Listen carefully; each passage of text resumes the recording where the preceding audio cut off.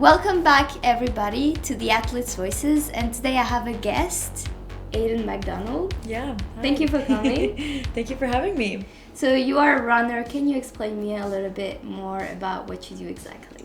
Sure. So I'm from Antigonish, Nova Scotia. So it's a big running town. So I grew up running. And right now I'm at Dalhousie University doing my master's. And I'm running for Dalhousie, but before that, I was at Sanivex for 5 years running there.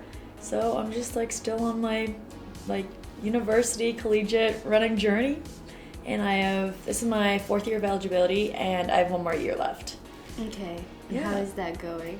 I'm having a rough year.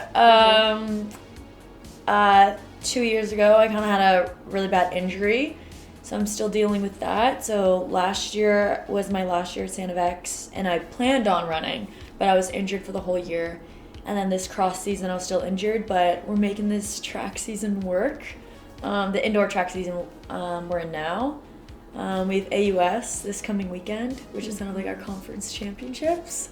So we're just making it work, getting ready to compete this weekend. Yeah. What kind of events are you specialized in? I specialize in mid-D, so mid-distance. So I range from 600 meters to 1,500 meters. Okay. This year, mostly 1K. 1K is definitely my specialty. But yeah, this year I'm doing the 1K, and due to my injury, I can't really do too many events, but I'm doing the 1K and 4x8. Which are my favorite events, so I'm happy I can participate in those. Yeah. But yeah, I kind of am across the board on a lot of events because I do cross country as well as track. So I Okay. can in the fall I do the 8K cross country running, and then hop into the mid-D fast stuff in the winter. So I like it. I like kind of the versatility of being a mid-D runner. I think it's cool. It's definitely very different because you still run at a very fast pace. Mm-hmm.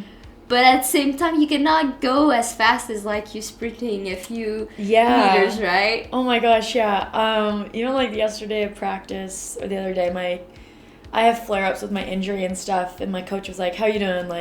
What's going on? You good to work out?" And I was like, "Oh yeah, I'm good." And he was I was like, "Maybe I just won't sprint really fast." And he was like, "I don't think you're ever gonna sprint really fast, except maybe U Sports 4x4. And I was like, oh, you're kind of right. We just kind of go sustained fast. Yeah. So you mentioned your injury. Can you talk a little bit what happened, where it is, and also how did you react when it first happened? Oh, yeah. I have a long injury journey. It's going to be a little bit of a long story. But, so it's kind of a chronic injury, I guess, which I say is pretty common for runners. Chronic injuries are usually pretty high. But I never really experienced too much, long-term injury. Everyone has flare-ups, I feel like. But, so this would have been 2022. I was having a really good track season, following a good cross season. And I was training really hard. I was setting up a good indoor track season, but I was having a lot of knee and hip pain. And this was when I was at Sanivex doing really good athletic therapy. So I was just in there all the time, just kind of band-aiding it, making it work for this season. And I never the season went well. And I just to time off afterwards to kind of heal up. And then that was a Canada Games summer, so I was training for the Canada Games to make Team Nova Scotia, made the team, and I was training, but wasn't super great. I just couldn't do as much as I wanted because I was just having knee and hip pain. And then whenever I was running, nobody could see it, but I was oh my god, I'm in so much pain. Don't you see? Shouldn't I look different running? Shouldn't you see it? My coach was you look great, you look so smooth. And I was okay, must be my head, I don't know. Just kind of kept pushing through it. And at Canada Games, I did one race.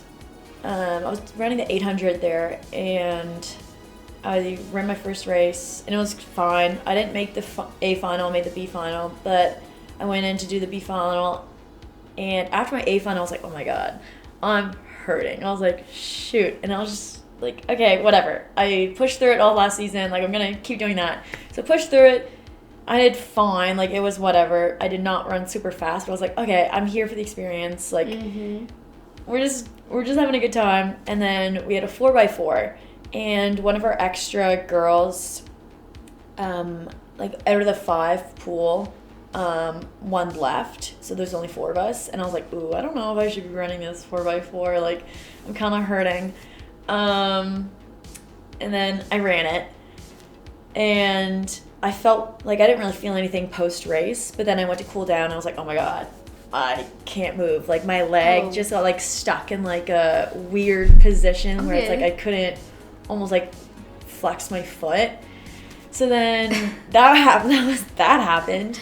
So essentially what happened was, after that long story, is like I had like nerve damage in my back, which it's not necessarily like something in my disc. It's like pushing on a nerve, which caused like a lot of inflammation. So I was like dealing with that for like months of like not really being able to walk or train, and then I was getting x-rays and MRIs and everything, and nothing was really showing up. But it's just like such a small little piece around my back that it wouldn't show up in the MRI. So I was like saw all these doctors and everything like that, and then finally kind of figured it out. So that was my back. So it took me about like a year and a half to like kind of get back to running. And then due to like kind of like the atrophy like that it caused in like my left side, it kind of weakened my hamstring. So then I kept getting, when I started back training again, like chronic like hamstring strains. So that's kind of what I'm dealing with now. It's like I didn't realize that they were like 2 separate injuries, but like I always thought it was like I get nerve tension down my leg. So then that I thought that was the nerve tension was my hamstring strain. So then I'm just like dealing with mediating both of those. But yeah, so long story short, that's my injury. And mentally, what was going on in your head when like all of that was happening, and then you were seeing like all those doctors and specialists and nothing is showing? You're like, what happens in your head? Oh my gosh, I was just like so frustrated. Especially coming off like going from such a good track season, indoor track season, into like an okay summer season, to like boom, immediate stop of, oh my god, I can't run, let alone I can hardly walk. So it's just like, and you so like identify yourself with like your running and it's like your schedule of running. And even like I work as a lifeguard in the summer outdoors, and I was like, oh my god, I can hardly work, I can hardly walk. So it's just like, what's going on? And then it's like dealing with like I feel like it's so exhausting, like finding doctors, like, and then sitting there and listening to what they have to say, and you kind of have to like pick through of like what they're saying to see if it even applies. Because I feel like I went to a lot of physios and chiros, and they're like saying all these things, and you would go, but then nothing was helping. So you're like, do I keep going and like trust them to make this work and spend all this money to heal when it's not working? So it's just like super frustrating. But I had like such a great support system, which I think was really nice. Like, oh my goodness, like I made some of my best friends ever on like the Sandvex team, and even my family were like super supportive. So they were like always there to make sure like everything was going good. Like one of my best friends, Taylor, she dealt with a lot of injury. So she was always like, how's it going? Like, what's going on? And all the girls on the team, they were just like, any like little win you got, they were always so supportive. So like having that side of it, of like such a supportive team, made it worth it to keep like pushing through and going through for that. Was that a fear of yours that maybe like if you cannot train for a long period of time, people in your team wouldn't like talk to you or wouldn't care? Or oh my gosh, like that? That's like a great like point to make, because I feel like that's always in the back of your mind. You're like, ooh, I don't want to like distract the girls from my injury. I want them to be able to focus on their running. I want to make sure they're doing okay. So like I kind of like, and I was a captain on the team, and I was like, oh my gosh, like I can't show up and compete for my team. Like I have to show up in a different way. So I always tried to show up and like really be supportive of them. So then for them to like return that, it was like, okay, this is so sweet. And like I can just like turn that part of my brain off of being like, I'm not a burden. I'm not like any of this. And then my coaches were super good too. So Yeah, and so now how do you manage that? Like, how do you keep training? What does, like, for example, a regular week or day of training and tending to that injury looks like? I feel like it's different every week, like depending on how things are going. Yeah. But I cross train a lot more than I would normally. Okay. So like even now I'm like still trying to find the perfect balance of making things work. So I cross train and run, and then I get like dry needling done like at least once a week. Okay. And then I go to osteo, which I find helps a lot. Like every like month to 2 weeks. Like I have osteo today after my appointment to like make sure I'm all figured out, and then I have needling tomorrow for the weekend. So yeah, I normally implement those to keep things like healthy. And then like before workouts I'm always like rolling out, like I got the bands, the massage gun, like just keeping the body healthy. Yeah, I guess like warm-ups and cool-downs are like yeah, 20 minutes long. Oh yeah. Oh my god, Kat, my friend Kat, who you're gonna meet, we're like I guess the older girls on like the Dow team now, and we show up like I'm gonna say like half an hour before everyone else because we're just like warming up on the ground rolling. Getting too old. Oh my god. Yeah, and like the tape, like we got the tape everywhere. I tape my hamstring. Yeah, so it's like you can like tell when someone's been in this sport a little longer, and like they're just all taped up. They got the warm up and everything. Yeah. And so you mentioned you grew up like in a kind of running community. How did it really start like this passion for like running and? My mom was a runner. Oh. Okay. Yeah, my mom's like a freaking superstar. Like she's so awesome.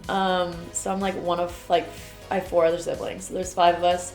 And my mom, like growing up, was super active. She ran at university. Like she was a lifeguard. She when we were kids, she would take us all out in a stroller. Like had one on like the front and one in a backpack, just like running down the road. So she was always like super active.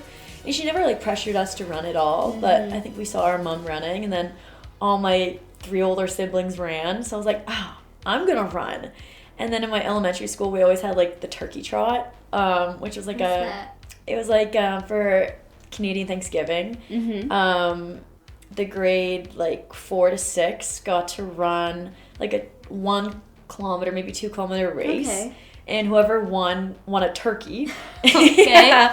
And then I think second was a chicken, and then third was a French hen. And then after that, everyone got to like choose vegetables and stuff. So it was like really sweet. So like they were in the turkey trot and like got to bring the vegetables, and like if you were like came in the top 3, like meat home for like Thanksgiving dinner. So then growing up, we always did that. And like me and my siblings, like we were just like super competitive. So like I think one year my brother and sister won, like I came second. So we got a turkey, we got like some chickens and like all the vegetables. So I think that like started the running journey. I was like, oh, my siblings are doing it, I really like it. And I was never like pressured to do it. And it was always just like super enjoyable. And like all my friends in not elementary school, but middle school and high school all ran. So it was like my big friend group was like all running girls. Like 2 of my best friends from Antigonish were on the running team. We just had like the best time. So it never really seemed like that much work then. Yeah. But then like getting into like grade 11 and 12, you're like, oh, like I'm doing okay. Like maybe we can like take this one step further. So then that brought me to university. Yeah, that's it. When when you become older and you really want to do that like a bit more professionally, it becomes way harder. But yeah, it's good that you have like a lot of positive emotions and memories towards that, because sometimes you feel like it can be so much pressure. So knowing that it comes from like something that you genuinely love, I guess it helps, no? Yeah, for sure. Even like in high school, I did a really high competitive level taekwondo. So I did like a different sport. So I was training for that so much. I made like Team Canada a couple times for that. So running was like my fun sport, I think. So then, like, I trained super, like, I worked really hard at practice, but it's, like, not the mental energy of, like, my main sport at the time. So then I'm going to say retired from, like, Taekwondo when I was, like, grade 11, grade 12. So, I think that's when I was like, oh, like, I really like running. I want to take this further. Yeah. And so it's been many years for you of running, and I imagine you have different coaches. Mm-hmm. How do you build like a comfortable relationship with the coach, and like how does it work basically? Yeah, I think I was really lucky in terms of coaches, just because I feel like being in Nova Scotia, it's like such a large but close-knit running community that growing up here, all my coaches kind of saw me for a little bit, and I kind of got to like feel the waters with them and see how it would roll. So in high school, like one of my coaches was Tommy Chisholm, and he was one of my friends in high school's dad. So it's just like I knew him for a long time. And then my St. FX coach was Eric Gillis, who was an Olympian, and he's from Antigonish. So I like grew up hearing his name, and I was like, oh my god, like I'm Eric. being coached by him. Yeah, I'm like, I'm gonna be coached by an Olympian? What? So then in grade 12, I kind of got to train with St. FX a little bit, and I didn't really know where I was going, but I got to feel out his coaching style. I got to kind of talk to him a little bit. And then I think like the thing for me that makes things really click is like just like putting the effort in to get to know your coach and let them get to know you. Like for Eric, I think I went to his office like every week just to like talk, and I was like, I'm sure I annoyed him a little bit, but I was like, I want to make this happen. I was like, going into university, I was like not super good. I was like just running. I had no idea what was going on, but I had like a support system with Eric, and like I would just go and chat, and we honestly just became good friends. So then I think that's where I find like success with coaches is having like a really good framework of like things we know about each other, and like you can draw things from, and like showing up to practice, and if you're not like having a good day, he can be like, okay, you're not like not wanting to do this workout, you're just not like not having a good day. And the same with like Rich, he's my dad coach now. He like saw me growing up through the sport, and he's like has seen me run like probably most of my races ever. And when I was at St. FX, he was like I'm gonna say the enemy coach, I guess. Okay, so we're like, I was like, oh, like Dal, but now I'm here now, so, and he knows me, so like we kind of already have that framework. So I'm lucky in that aspect of I've known my coaches for a long time, just not maybe on the coaching level. But yeah, I think that's. And have you ever felt like you can really be 100% honest with a coach, even when it's a man coaching you as a female athlete? Do you feel like any discomfort about it, or not at all? I think it like depends on like the topic and stuff like that. I've never felt like uncomfortable, I say. Maybe like at St. FX we had 2 other female coaches. I think they're volunteer, but Gina and Melissa, who are like the best.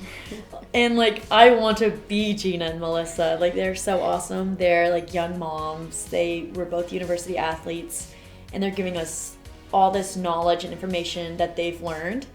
And they were really good at like having all these topics of conversations with the women's team. Like a lot was on like birth control, REDs. Like they would come in and have all these conversations with us, because maybe Eric didn't feel like he could connect with us on that level, but he made sure the support system was there for us. Okay, yeah. For us to have questions and go and talk to them about it. Like Melissa, she's a nutritionist who was working with our team, so she had so much knowledge and information she could give us. And then Gina, is just, she's a badass. She like, she's like, you guys gotta have your shit together. Yeah.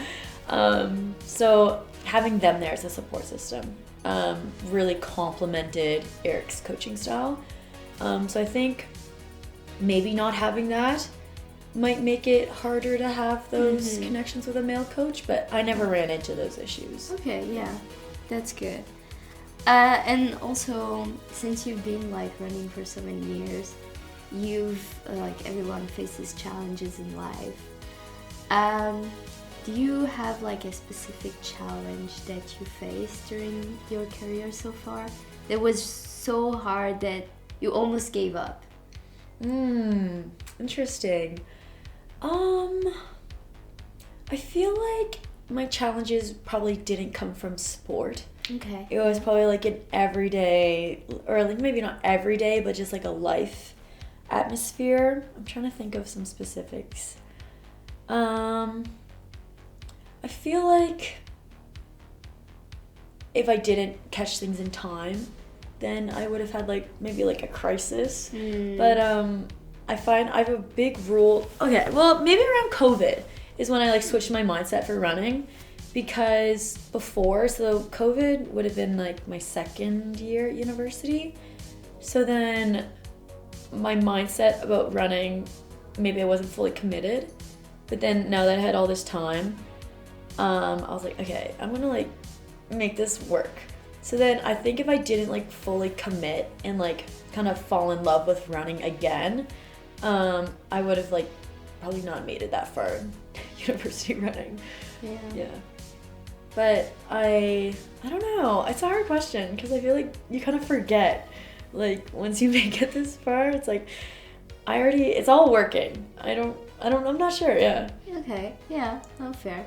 And what about like accomplishments? Like, what is something you're really proud of yourself for doing? I think one of the really big things, like team-wise, that I was really happy about was the Sandvex women's team. I don't think they won for like 12 years straight. Yeah, so we were like kind of on a losing streak. And then my third year or fourth year, after COVID, like one of the first real competition season post-COVID, the girls just had like this energy, and we were like, we're making this happen, and we won AUS that year, and it was like such a great feeling that, and like we all got to share that. It's like, oh my god, like we just did that. And now they're like, I think this is the third AUS they've won, so it was like since that they won every year. And then that winter, I won the 1K and the 600 for AUS, and I was like, it was like just like such a surreal goal I had, and I was like, oh, I did that. Like, it was awesome. Went to youth sports, which was like just such a great experience. Yeah. And what kind of like accomplishments what kind of goals do you have for the future? I definitely want to get back to like being able to rank like nationally for sure. Like right now, dealing with the injury, it's like you can almost feel it. You're like, oh, like I know I can be there. I know I can run that. But it's just like I just kind of have to wait. Yeah. Gotta wait a little bit, let my body rest up, get ready. But I'd like to get back to being able to compete for a medal at AUS and like be competitive nationally. I think that's a goal of mine. Yeah. I don't know if it's possible, but it's what I'm gonna work towards for sure. Yeah. About the injury, actually, it takes a lot of patience. How do you teach yourself patience? You know, like to be not at the level where you want to be and still go every day, work out. I think I was actually like thinking about this a lot this week because it's coming into AUS. I was like, oh my gosh, like all the normal tricks, like mental tricks and like routines you have, like they don't quite work as well when you're injured. So I was talking to my dad, who's a great support system, and some of my friends, and I was like, okay, right now I'm like training to participate in AUS, and if on the day participating turns into competing, I'm so okay with that. But I'm not putting the pressure on myself to be where I was 2 years ago. Or showing up to practice, it's like, where am I today? And you really just have to listen to your body. Something we always used to say at Sandvex is like, be where your feet are. So your feet are in a different spot every day. And just like listening and like you said, being patient. I think it's just like listening. You just have to listen to your body, because I can so ignore my hamstring being super sore, and I'm like the next day I'm like, oh shoot. It feels like it's kind of almost like paradoxical when you think about it, because I feel like as athletes, especially when you're competing, there's often times where you put like your mindset is about like, yes, I'm feeling this pain in my body, but I have to push through, right? Yeah. But now you're asking your brain that has been used to do that for so long to do the exact opposite. Yeah. And I think that's where I'm at now. I'm like, oh shoot, am I listening too much? Like a few races, I was like, oh my god, what is going on? Like, you're just not used to it. So yeah, I think you're totally right when you say that. I don't think I have an answer, because I have no idea. Yeah, I think I'm trying to navigate the paradox of listening for a little bit now. And I'm actually wondering about like mental training. I know that more and more athletes are having like therapists or stuff like that to help them to be like achieve a certain goal maybe, or basically change their mindset about like what they're doing. Do you have that, or is it something you would like to implement in your life? Mental training, I feel like I've always been doing it, if not acknowledging it.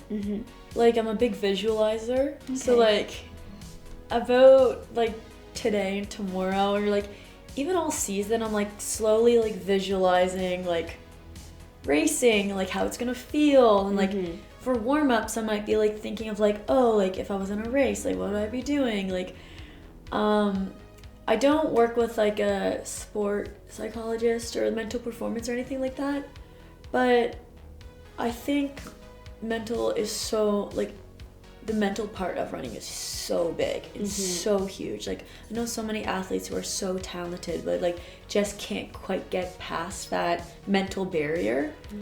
But I think it's so important, and I think I just do it maybe like, it's not really in a tangible way, but it's just like always constantly like thinking and like, I don't know, I think it's just there.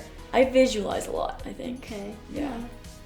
And like to end the podcast, I wanted to ask you if you had an advice to give to your younger self, or even like girls out there that want to do like get into running or stuff like that. What would you give them as an advice? I think a main thing I would say is make it like your own. Like, you can't take if you look at a really successful runner and you do every single thing that they do, I don't think it's gonna work for you. Like, it might for a little bit, but unless it's like your own and you have your own like strategies and like your own passion for why you do it, I don't think you're gonna be super happy doing it. You might burn out. So just like listen to your body, listen to your mind, and you know yourself. So just like listen to you, even despite maybe what your coach is saying. Like, you know your body. So yeah, just make it your own. I think, that's like kind of broad. But that's great advice. That's great advice. Well, thank you for coming to the podcast. Yeah, thanks for having me. I just blabbed a lot.